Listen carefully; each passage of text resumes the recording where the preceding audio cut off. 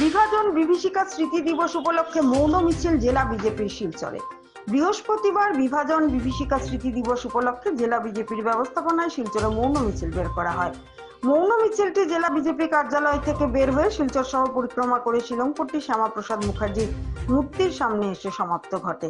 এই মৌন মিছিলে মন্ত্রী কৌশিক রায়, বিধায়ক দীপায়ন চক্রবর্তী, সাংসদ পরিমল শুক্লবৈদ্য, সাংসদ কনাথ পুরকায়স্থ, বিধায়ক মিহিরকান্তি সোম সহ বিজেপি কর্মীরা অংশগ্রহণ করেন।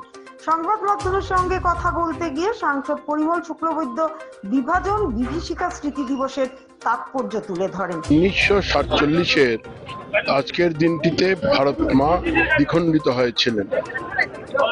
আমরা ভারতবর্ষের মানুষ জ্ঞাত যে আমরা ভারতবর্ষের কোনো ধর্ম, বর্ণ, কোনো শ্রেণীর মানুষ এই বিভাজন চাইনি। এই বিভাজন করা হয়েছিল নেহেরুকে ওনার গদি দেওয়ার জন্য এবং জিন্নাকে ওনার গদি দেওয়ার জন্য। দেশ ও মাতৃকাকে খণ্ডিত করা হয়েছে। আর এই 14 আগস্ট 1947-এর আগে এবং পরে দ্বিখণ্ডিত করার প্রয়াস যখন আরম্ভ হয়েছে, তখন সমগ্র ভারতবর্ষে, বর্তমানের পাকিস্তান, বাংলাদেশ নিয়ে সমগ্র ভারতবর্ষে বিভিন্নভাবে সমাজের, ধর্মীয়ভাবে সমাজের প্রত্যেক মানুষের উপর নির্যাতন হয়েছে। তার হিসাব আপনাদের প্রত্যেকের জানা আছে, যারা আমরা ভারতীয় আমরা জানি।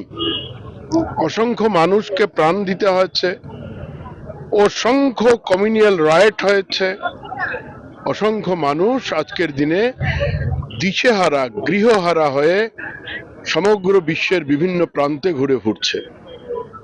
আর যার জন্যে ভারতীয় জনতা পার্টির নেতৃত্ব এটা সিদ্ধান্ত নিয়েছে যে 14 আগস্টকে প্রতি বছর কালো দিবস হিসাবে গণ্য করে আমরা সমাজের কাছে এই বার্তা পৌঁছে দেব যে কংগ্রেসের নিজের স্বার্থের জন্য দেশ ও মাতৃকাকে দ্বিখণ্ডিত করে কোটি কোটি মানুষের প্রাণ নিয়েছে, কোটি কোটি মানুষকে ঘরছাড়া করেছে, কোটি কোটি মানুষের মায়ের বুক থেকে সন্তানকে ছিনিয়ে নেওয়া হয়েছে।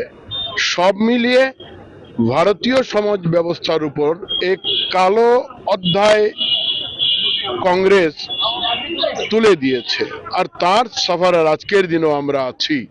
কাজে এই ক্ষেত্রে ভারতীয় জনতা পার্টির আজকের মিছিলে আপনারা দেখেছেন যে আমাদের মাননীয় মন্ত্রী কৌশিক রায়, আমাদের সাংসদ, রাজ্যসভার কনাথ পুরকায়স্থ, আমাদের শিলচরের বিধায়ক, আমাদের উধারবন্দের বিধায়ক, আমরা সবাই একসঙ্গে উপস্থিত হয়েছি যে আজকের দিনটার মূল কথা আমরা সমাজের কাছে তুলে দেই এবং আগামী প্রজন্ম যাতে কংগ্রেসের এই দুষ্কার্যের জন্য, কংগ্রেসের এই মহাপাপের জন্য যাতে কংগ্রেসকে কোনোদিন ক্ষমা না করে, এই কথা বলার জন্য আমরা এসেছি।